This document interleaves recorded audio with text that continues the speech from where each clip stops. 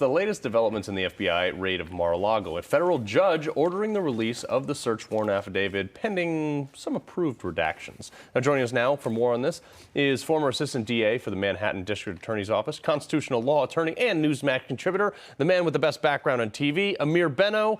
All right, Amir, let's do this. All right, so the judge ordering the release of this warrant affidavit, sort of, he says, I'm going to review and approve or disapprove of some of the redactions of the FBI. Do you think he's going to disapprove any, like, that thing's going to come back as like a bunch of black lines everywhere with, like, you know, a couple, you know, thes, ands, and ofs unredacted? Yeah, that's exactly what's going to happen. I'd be very surprised if the judge let anything of real substance out from the warrant affidavit. So I think you're correct about that. Yeah, that to me is a big thing. So I think it's a political ploy a little bit. But I got to ask the golden question here. There's been a lot of speculation of this, and I guess we'd be doing the same here. But an indictment of Trump. We don't know what they actually went in there for. They say it was classified documents. Trump produces his directive when he was in the White House, giving the standing authorizations to declassify the things that he had. What do you think? Excuse me. Well, we do know from the warrant that they went in for 3 separate crimes. One was the removal of records. The other one was obstruction of justice. And the third one was the Espionage Act. Yeah. Now, let's talk about those really quickly.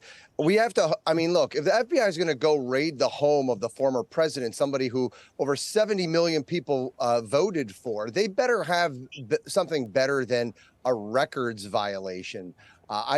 You know, maybe they'd be able to get a conviction from the jury box, but not from the American people on that. And by the way, you touched on it. One of the elements is that the removal of records was unlawful. There's a big question. Was it even unlawful? Were these his records? Were they classified? Did he declassify them?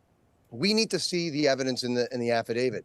Obstruction of justice means that you obstructed an investigation. Well, what investigation are they saying that he knowingly obstructed? We don't know that either. And the Espionage Act, for all everybody is focusing on classified information, they're overlooking the one critical element of that crime, which is that you had to have taken this information with the intent to hurt the United States or to help a foreign nation. There's no way that the government is going to be able to prove that element. So again, we need to see this affidavit because they needed to have probable cause for all 3 of those crimes to go in and to grab evidence.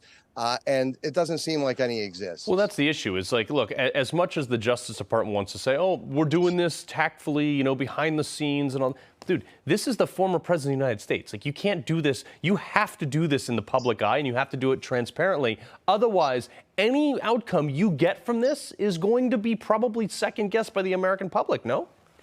No, you're 100% right. It would be one thing if this were a mafia boss and they were worried about witnesses coming forward or being intimidated or jurors in the future being intimidated. But this, like you said, is the former president. There's nothing like this ever happened before. And you have over half the country that has voted for this person. So this is something where there's a tremendous public interest and there should be transparency. And the question remains, the judge who sealed this search warrant application did it on the motion of the government.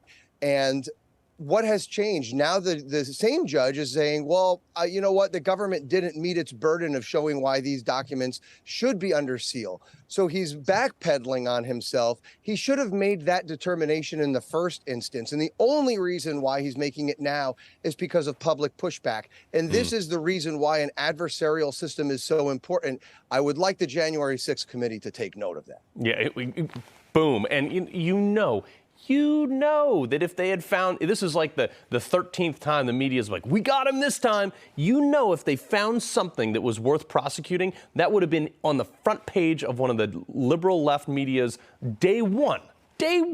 But this goes into I mean, we're like 100 days out, less than 100 days out from the midterms.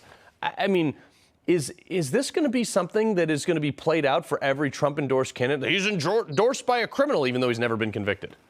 Well, that's their argument, right? To tag all Republicans as criminals and insurrectionists. And so that's what this is all about. But you raised a great point. The FBI